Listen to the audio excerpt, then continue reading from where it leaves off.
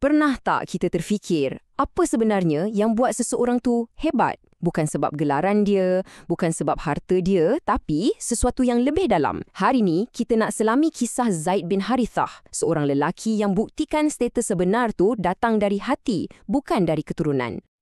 Okey, cuba bayangkan suasana ni. Tegang gila. 3,000 orang tentera Islam, serba kekurangan, nak berdepan dengan 200,000 tentera Empire Rom. 200,000.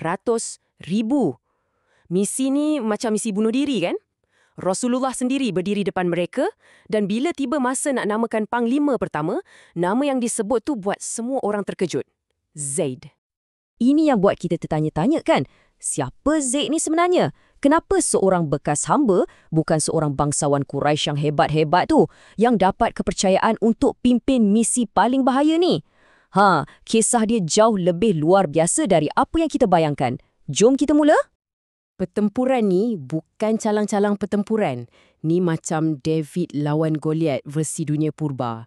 Seluruh nasib umat Islam yang baru nak bertapak masa tu terletak atas bahu panglima pertama. Tekanan yang dirasa tu, kita tak boleh nak bayangkan. Cuba kita tengok perbezaan yang sangat ketara ni. Dari segi fizikal, sejarawan kata dia nampak biasa je. Bertubuh rendah, kulit gelap. Tapi, dari segi status, dia seorang panglima tentera, insan kesayangan Rasulullah dan satu-satunya sahabat yang namanya disebut dalam Al-Quran. Nampak tak? Mesej dia jelas. Dalam Islam, kemuliaan sebenar tu bukan pada rupa. Untuk faham kehebatan Zaid, kita kena patah balik ke zaman budak-budak dia. Satu permulaan yang sangat tragis. Semuanya mula masa dia masih kecil, tengah seronok nak pergi ziarah keluarga. Tapi, perjalanan tu bertukar jadi mimpi neri. Kampung diserang dan Zaid diculik, direnggut dari pelukan mak dia. Hancur luluh hati seorang ayah. Bayangkan ayah dia, Harithah, merantau ke seluruh pelosok negeri. Bukan nak berniaga, tapi semata-mata nak cari anak dia yang hilang. Syair yang kita dengar ni bukan sekadar kata-kata. Ni rintihan jiwa seorang ayah yang tak tahu nasib anak dia. Satu kesakitan yang ditanggung hari-hari selama bertahun-tahun. Takdir ni memang pelik kan? Dari satu tragedi, Zaid dijual pula kat pasar hamba. Tapi kat sinilah nasib dia mula berubah. Dia dibeli bukan oleh orang sebarangan, tapi oleh keluarga bakal Nabi, Muhammad. Dan apa benda pertama yang Muhammad buat? Dia tak jadikan Zaid hamba. Tak. Dia terus bagi Zaid kebebasan. Selepas bertahun-tahun menanggung rindu, akhirnya ada berita baik. Zaid dah dijumpai di Mekah. Wah, dengan harapan yang menggunung, ayah dia, Harithah dengan pakcik dia terus bergegas ke sana. Bawa sekali duit tebusan yang banyak, cukuplah untuk tebus balik anak yang dah lama hilang. Dan inilah detik penentu dia. Ayah dia datang dengan duit, ready nak bayar berapa pun. Tapi Muhammad tunjukkan satu akhlak yang sangat luar biasa. Dia tolak duit tu. Dia kata, tak apa, biar Zaid sendiri yang pilih. Bayangkan, dia letak maruah dan kehendak seorang budak mengatasi segalanya.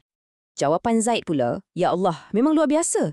Depan-depan ayah kandung dia yang dah cari dia bertahun-tahun tu, dia cakap, saya takkan pilih sesiapa pun melebihi awak. Dia pilih untuk tinggal dengan Muhammad. Ini dah bukan lagi cerita tuan dengan hamba. Ini ikatan seorang anak dengan ayah pilihan hati dia. Pilihan Zaid ni dibalas dengan kasih sayang yang lagi besar. Terus, Muhammad bawa Zaid ke tempat paling tumpuan orang ramai kat Mekah, dekat Kaabah. Depan semua orang, dia buat satu pengumuman yang ubah segalanya. Saksikanlah, Zaid ni anak aku. Sejak hari itu, bekas hamba ni dikenali dengan nama yang sangat mulia, Zaid bin Muhammad. Jadi, identiti dia ni ada beberapa fasa kan? Mula-mula sebagai hamba, lepas tu jadi anak angkat dikenali sebagai Zaid bin Muhammad. Bila wahyu turun untuk pulihkan balik nasab asal, nama dia kembali jadi Zaid bin Harithah. Tapi, ada satu benda yang tak pernah berubah. Tahu tak apa? Tempat istimewa dia dalam hati Rasulullah. Nama boleh tukar, tapi kasih sayang tu kekal. Dan ini mungkin penghormatan paling besar sekali. Cuba fikirkan sekejap. Daripada berpuluh-puluh ribu sahabat, hanya ada satu je nama yang disebut secara spesifik dalam Al-Quran. Satu. Dan nama tu ialah Zaid. Ini bukti abadi betapa istimewanya kedudukan dia di sisi Tuhan.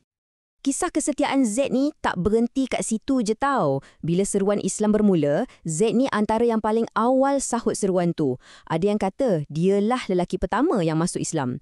Dia bukan setakat pengikut yang setia, dia ni tonggak utama. Seorang jeneral yang akan pimpin umat. Kepercayaan Rasulullah pada Zaid ni bukan cakap kosong. Ia dibuktikan dengan perbuatan. Berkali-kali baginda lantik Zaid untuk pimpin misi-misi tentera yang paling penting, paling kritikal. Ini tunjukkan yang Zaid ni bukan setakat disayangi, tapi dia memang seorang pemimpin dan strategis yang sangat-sangat hebat.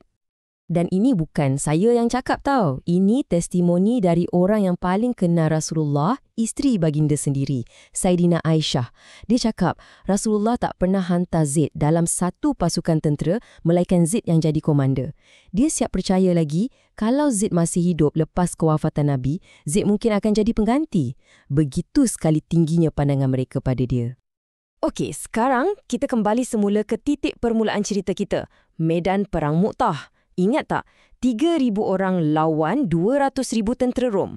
Kalau ikut logik akal, memang mustahil. Tapi, mereka tak berjuang dengan logik. Mereka berjuang dengan iman. Sambil pegang panji Rasulullah dengan megahnya, Zaid, panglima pertama kita, terus marah ke depan. Dia lawan kat barisan paling depan. Jadi inspirasi untuk semua tentera dia. Dia tak berjuang untuk hidup. Dia berjuang untuk syahid, ganjaran tertinggi yang dia idamkan. Dan di situlah, di Medan Mu'tah, dia akhirnya tunaikan janji dia. Di Madinah, bila berita syahidnya panglima-panglima ni sampai pada Rasulullah, baginda sangat-sangat sedih. Bila anak perempuan Zaid datang pada baginda sambil menangis, Rasulullah sendiri tak dapat tahan air mata. Bila orang tanya kenapa baginda menangis, baginda cuma jawab, ini rindu seorang kekasih pada kekasihnya. Satu penutup yang sempurna untuk sebuah kisah kasih sayang yang sangat luar biasa. Jadi, kisah Zaid ni tinggalkan kita dengan satu soalan penting untuk diri kita sendiri. Macam mana kita nilai seseorang? Adakah dengan apa yang dia ada atau siapa diri dia sebenarnya? Kisah Zaid bin Harithah dari seorang hamba kepada seorang panglima dan insan yang dikasihi membuktikan yang status paling tinggi bukanlah yang manusia bagi, tapi yang tertulis di dalam hati.